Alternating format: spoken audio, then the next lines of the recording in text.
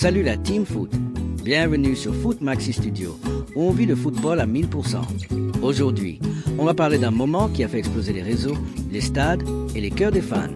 Ousmane Dembélé est sacré Ballon d'Or 2025. L'attaquant du PSG, avec une saison absolument monstrueuse, a gravé son nom dans l'histoire du football mondial.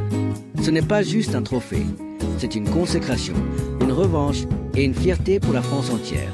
Dans cette vidéo, on va plonger dans la cérémonie magique au théâtre du Châtelet, analyser les chiffres fous de Dembélé, décrypter la concurrence acharnée et comprendre pourquoi ce Ballon d'Or change tout. Alors, attachez vos ceintures, aimez, abonnez-vous et activez la cloche pour ne rien rater. C'est parti. Imaginez la scène, le théâtre du Châtelet à Paris, illuminé comme un bijou sous les projecteurs. Les plus grandes stars du foot sont là, des légendes comme Ronaldinho, des coachs iconiques, des joueurs qui font trembler les pelouses du monde entier. L'ambiance est électrique, presque irréelle. Les caméras tournent, le public retient son souffle. Et au centre de tout ça, Ousmane Dembélé, 28 ans, sourire timide mais regard déterminé, monte sur scène. C'est Ronaldinho, le roi du football samba, Ballon d'Or 2005, qui lui tend le trophée doré. Les applaudissements éclatent, la salle est en feu. La cérémonie, animée par la légende néerlandaise Ruud Gullit et la brillante journaliste Kate Scott de CBS Sport, est un spectacle digne d'Hollywood. On n'est pas juste dans une remise de prix, on est dans un moment qui restera gravé dans les annales. Dembélé devient le 6e Français à soulever ce Graal du football, rejoignant un panthéon de géants. Raymond Kopa en 1958, Michel Platini avec son triplé légendaire de 1983 à 1985, Jean-Pierre Papin en 1991, Zinedine Zidane en 1998 et Karim Benzema en 2022. C'est une fierté nationale, un symbole de l'excellence du foot français. Mais comment en est-on arrivé là? Pour comprendre, il faut plonger dans la saison 2024 à 2025, une année où le PSG et Dembélé ont réécrit l'histoire. Parlons du Paris Saint-Germain, qui a vécu une saison tout simplement historique. Sous la baguette de Luis Enrique, ce génie tactique qui a transformé le club en rouleau compresseur, le PSG a tout raflé. Accrochez-vous, la Ligue des Champions, enfin conquise après des années d'attente et de désillusion. La Supercoupe d'Europe, check. Les titres nationaux, un carton plein. On parle d'une des saisons les plus dominantes jamais vues pour un club européen. Et au cœur de cette machine à gagner, un homme, Ousmane Dembélé. Avec 35 buts et 16 passes décisives en 44 matchs, toutes compétitions confondues, Dembélé a été le fer de lance offensif du PSG. Imaginez un ailier droit qui combine la vitesse d'un sprinter. Il court le 100 mètres en moins de 11 secondes, avec une technique digne d'un peintre. Ses dribbles, imprévisibles, fluides, dévastateurs. Ses passes, des lasers qui trouvent toujours leur cible. Et devant le but, un sang-froid glacial, presque chirurgical. Pensez à ces moments où il efface 3 défenseurs d'un crochet, où il envoie une passe millimétrée à un coéquipier, ou quand il plante un but décisif dans les arrêts de jeu. Ce n'est pas juste du football, c'est de la magie pure. En Ligue 1, les chiffres parlent d'eux-mêmes. 21 buts et 6 passes décisives en 29 matchs. Faites le calcul, c'est plus d'un but par match en moyenne. Mais au-delà des stats, c'est son impact global qui impressionne. Offensivement, il crée des espaces pour ses coéquipiers, déborde sur les ailes comme une tornade et conclut avec une précision redoutable. Défensivement, il n'a pas peur de presser haut, de récupérer des ballons qui relancent les attaques parisiennes. Ce mélange d'efficacité individuelle et d'impact collectif, c'est ce qui fait de lui un joueur à part. Et dans les moments clés, prenons la finale de la Ligue des Champions. Le PSG face à un monstre européen, la tension à son paroxysme. Dembélé est partout. Il provoque, il inspire, il décide. Sans lui, ce trophée mythique n'aurait peut-être pas atterri au Parc des Princes. C'est ça, un leader, pas besoin de grands discours, juste des actes qui parlent. Mais attention, ce Ballon d'Or n'a pas été une promenade de santé. Cette année, la course au trophée était un véritable combat de titans. Le principal rival de Dembélé, Lamine Yamal, ce prodige espagnol qui, à seulement 18 ans, a mis l'Europe à ses pieds. Yamal a quand même remporté le trophée Copa pour le meilleur jeune, preuve de son talent insensé. Mais Dembélé l'a devancé grâce à sa régularité et son rôle clé dans le triomphe du PSG. Et les autres prétendants, accrochez-vous, la liste est folle. Kylian Mbappé, l'ancien Parisien, qui a explosé les compteurs au Real Madrid avec 43 buts en championnat. Rafinha, Achraf Hakimi, Mohamed Salah, meilleur buteur et MVP de la Première Ligue, Nuno Mendes, Désiré Doué, Vitinha et et même Gianluigi Donnarumma. Chacun de ces joueurs a livré une saison exceptionnelle, ce qui rendait le vote ultra serré.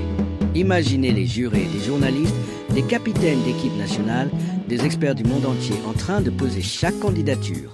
Mbappé pour ses buts en série, Salah pour sa domination en Angleterre, Yamal pour son potentiel illimité ou Dembélé pour son leadership dans une saison historique. Les votes auraient pu se disperser, surtout avec des coéquipiers du PSG comme Hakimi ou Vitinha qui auraient pu voler des points. Mais au final, Dembélé s'est imposé avec une avance nette. Pourquoi ? Parce qu'il a trouvé l'équilibre parfait, des performances individuelles de classe mondiale et un impact collectif qui a porté le PSG vers des sommets inédits. Ce ballon d'or récompense un joueur qui n'a pas juste brillé, il a changé la donne. Ce triomphe, c'est aussi une revanche personnelle pour Ousmane Dembélé. Remontons un peu son parcours pour comprendre. Né le 15 mai 1997 à Vernon, en Normandie, d'origine malienne et mauritanienne, Dembélé grandit dans un quartier modeste d'Évreux. Le foot, c'est sa vie dès le plus jeune âge.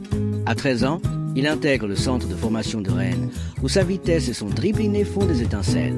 En 2015, il explose en pro avec le Stade Rennais, marquant des buts spectaculaires qui attirent tous les scouts d'Europe.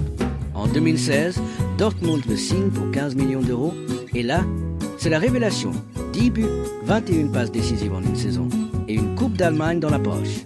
Le FC Barcelone flaire le génie et débourse 105 millions en 2017, un record à l'époque. Mais à Barça, les blessures s'enchaînent. Plus de 100 matchs manqués en 6 ans, des critiques sur son hygiène de vie, des doutes sur sa capacité à confirmer. On l'a appelé talent gâché, promesse non tenue. Dur ? Non ? Pourtant, Dembélé n'a jamais baissé les bras. En 2023, il revient au PSG, dans son pays, là où tout a commencé. Sous Luis Enrique, il trouve enfin sa place, sa stabilité. Il varie ses positions, ailier droit, gauche, parfois meneur de jeu, et explose. 8 buts en 2023 à 2024, puis 35 en 2024 à 2025. Cette saison est la preuve que la persévérance paie. C'est une leçon pour tous les jeunes joueurs. Les obstacles ne définissent pas votre carrière, c'est votre façon de les surmonter. En sélection, il est champion du monde en 2018 avec les Bleus, même s'il joue peu. Aujourd'hui, pilier de l'équipe de France, il incarne cette génération dorée qui fait rêver. Ce ballon d'or, c'est une fierté nationale, un symbole de la puissance du foot français. Analysons son jeu pour comprendre pourquoi il est si spécial. D'abord, sa vitesse. Il court le 100 mètres en moins de 11 secondes, parmi les plus rapides du monde. Ensuite, son dribble, imprévisible, fluide, avec des feintes de corps qui laissent les défenseurs KO. Il est ambidextre, capable de frapper des deux pieds, ce qui le rend insaisissable. Sa vision de jeu, il anticipe les mouvements comme un grand maître aux échecs. Devant le but, il a gagné en calme, fini les frappes précipitées, place à des finitions précises. Et son mental, après des années de critiques, il a forgé une résilience d'acier. Dans les interviews, il parle de travail et humilité. Ses coéquipiers l'adorent, Mbappé le surnomme le magicien, Hakimi dit qu'il change les matchs à lui seul. Même Luis Enrique est fan. Ousmane est irremplaçable, il apporte de la joie et de l'efficacité. Revenons à la cérémonie. Ronaldinho remettant le ballon d'or à Dembélé. C'est un symbole fort. Les deux partagent cette joie pure du foot, ce sourire qui illumine les stades. Dans son discours, Dembélé a remercié sa famille, ses coachs, le PSG et les fans. Ce trophée est pour tous ceux qui ont cru en moi quand d'autres doutaient. La salle a explosé et même Yamal, deuxième, a applaudi avec classe. Ce moment marque un tournant. Le PSG n'est plus le club qui rate la C1, mais un géant européen. Pour la France, c'est un boost avant les prochaines compétitions internationales. Et l'avenir, à 28 ans, Dembélé est au sommet de son article. Va-t-il rester au PSG ? Des rumeurs parlent d'un contrat prolongé, mais des mastodontes comme le Real Madrid ou Liverpool sont à l'affût. Ce ballon d'or relance aussi un débat. Dans un foot parfois trop individualiste, les performances collectives pèsent-elles plus ? Dembélé prouve que oui, en devançant des buteurs comme Mbappé ou Salah. C'est inspirant. Le collectif peut triompher. Alors, qu'en pensez-vous ? Est-ce que Dembélé méritait ce ballon d'or ? Et si les blessures ne l'avaient pas freiné, serait-il déjà au niveau de Messi ou Ronaldo ? Dites-moi en commentaire, qui mérite le ballon d'or 2026 ? Mbappé pour une revanche ? Yamal qui monte en flèche ? Ou un outsider comme Haaland ou Bellingham ? Mais si vous avez kiffé cette analyse, partagez avec vos potes fans de foot et abonnez-vous pour ne rien rater de nos prochains contenus explosifs. On se retrouve bientôt pour décortiquer d'autres moments fous du foot. En résumé, Ousmane Dembélé remporte le Ballon d'Or 2025 grâce à une saison historique. 35 buts, 16 assists, une Ligue des Champions avec le PSG et un leadership qui force le respect. C'est la victoire d'un talent brut sur les doutes, une fierté pour la France et un moment qui restera dans l'histoire. Merci d'avoir regardé jusqu'au bout. Vous êtes les meilleurs. À la prochaine.